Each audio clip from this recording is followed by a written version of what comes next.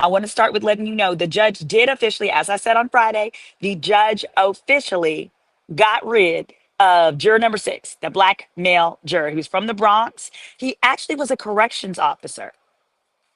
Um, so he was a corrections officer from the Bronx, and the Diddy team Diddy was really wanted to keep him.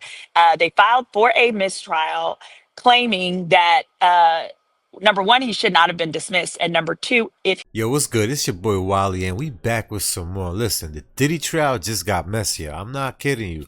They just booted the black juror off the panel. Can you believe that? And you already know that they got the courtroom buzzing right now. The streets is buzzing. Everybody's talking about this. Your moms, your uncle, your auntie, even your niece and nephew. Everyone's talking about this right here. So you know the defense is screaming racial bias. And honestly, I don't even blame them. Could you blame them at this point? Let me unpack this madness. Let me also explain the procedures and the orders of how it works when they dismiss a juror. All right, so I'm going to learn you a lesson right now. For all the slow people, all the emotional people, all the people who run off of impulse and don't like to sit back and learn the rules and regulations of certain things, well, let me explain something to you real quick. Check this out. It says replacing the juror.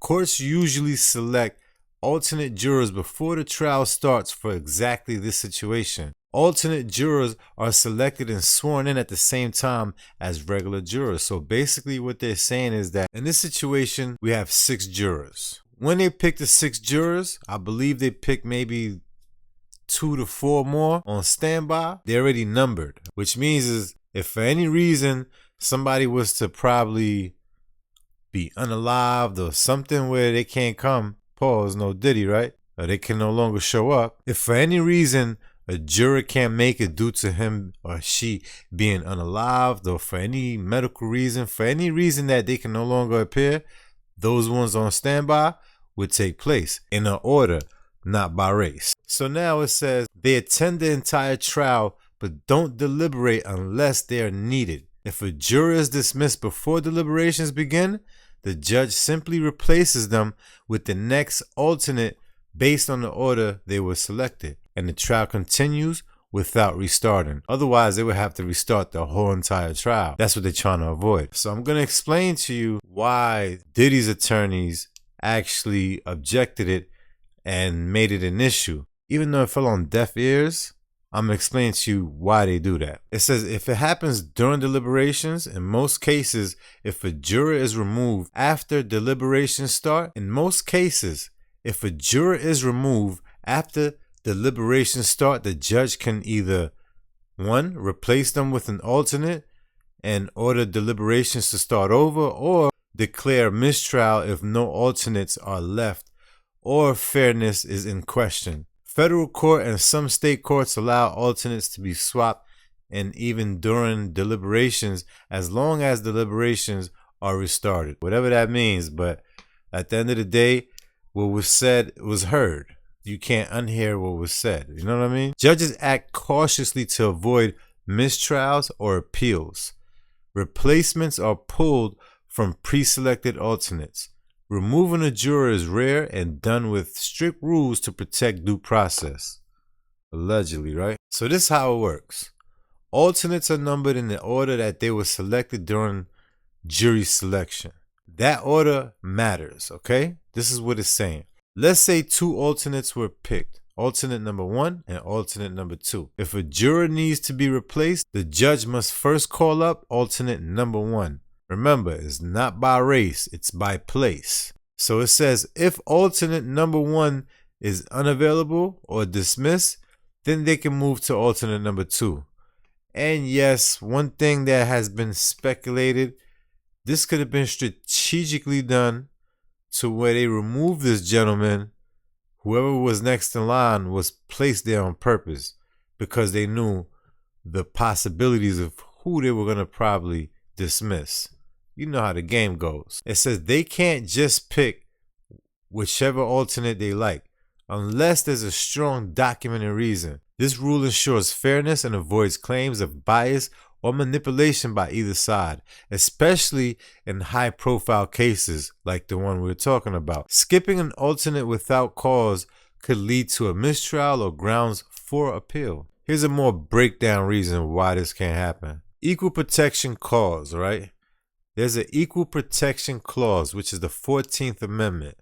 Removing or replacing jurors based on race is considered racial discrimination and violates the Constitution. So they can't use it against it or for it. You know what I mean? It has to just be the next in line.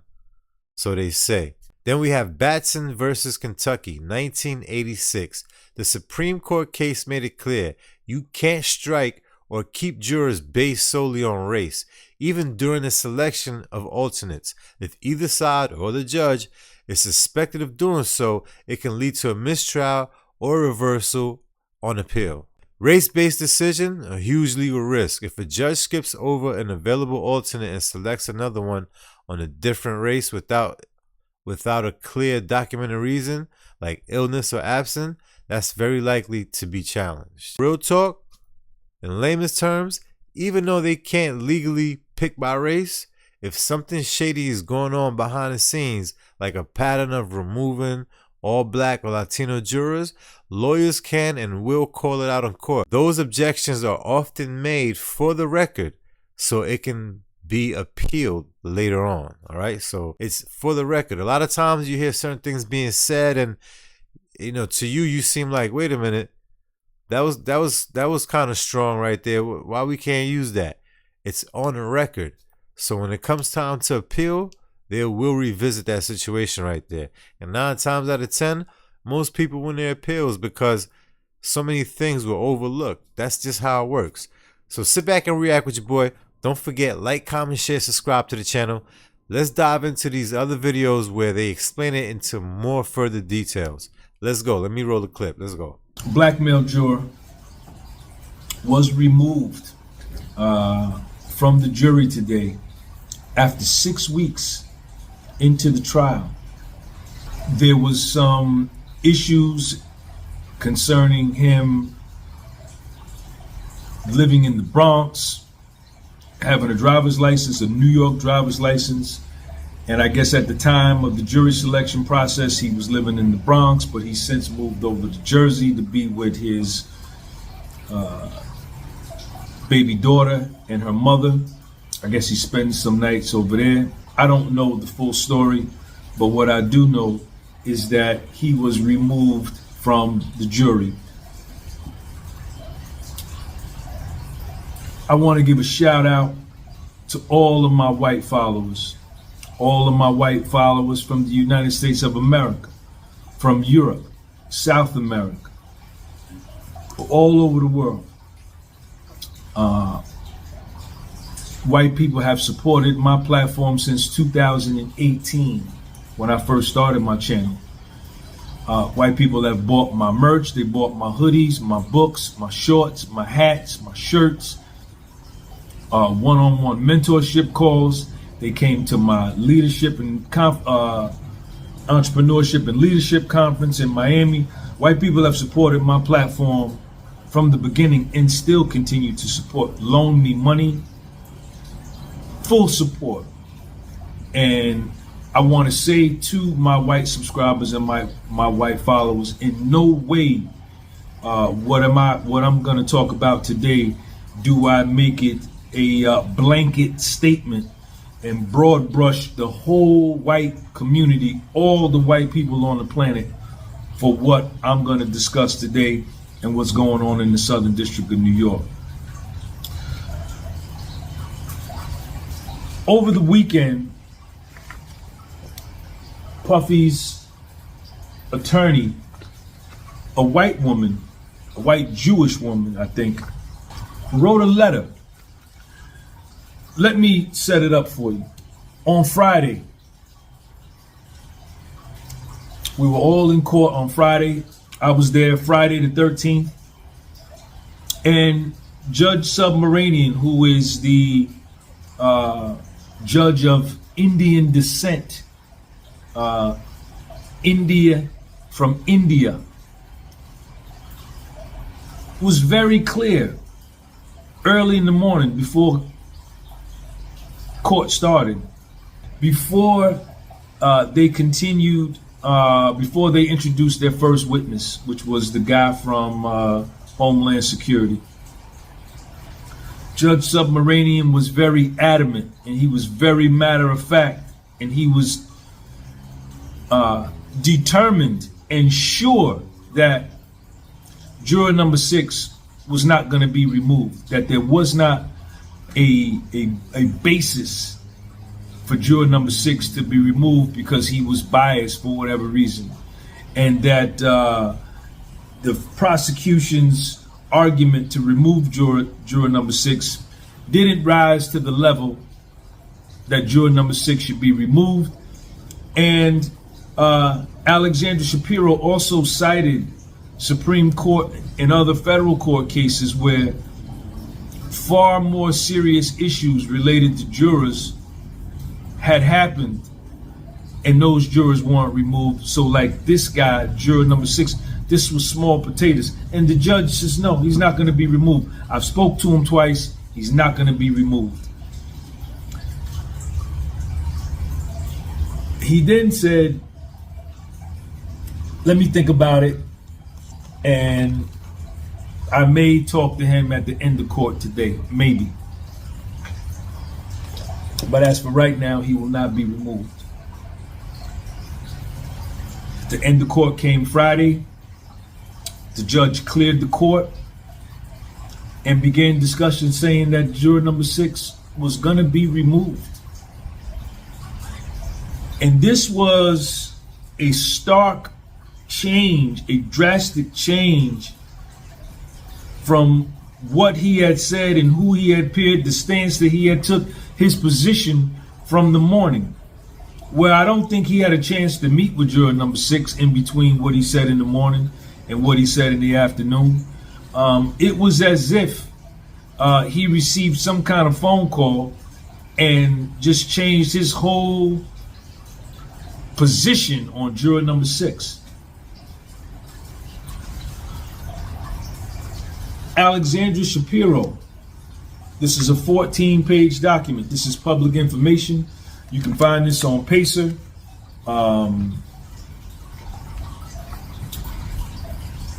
Wrote a 14-page letter over the weekend, and it's dated yesterday, Sunday, where she says, she starts out, Dear Judge Submaranian, the defense submits this letter in further support of its vigorous opposition to striking juror number 6, a black man.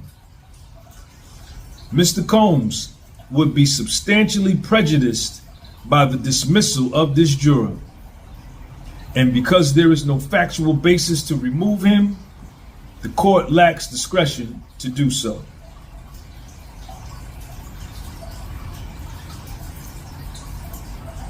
First, there is no question Mr. Combs would be severely prejudiced if the juror in question were removed and replaced by the first alternate. We have previously pointed out that this juror is one of only 2 black men on the jury. This is her letter. This is from Alexandra Shapiro. This is a white woman. I think she's of the Jewish faith. The federal prosecution team from the Southern District, New York, is made up of 6 white females. Emily Ann Johnson, Madison Reddick Smizer, Mary Christine Slavic, Meredith Foster, Mitzi Steiner, and Maureen Ryan Comey. 6 white females. There's, I think, 2 other members on the filter team, and they may have some supervisors there. All white females. Now, what Alexandra Shapiro also points out in her letter to the judge, and she mentions how he changed his mind from the morning to the evening, and she couldn't understand it either.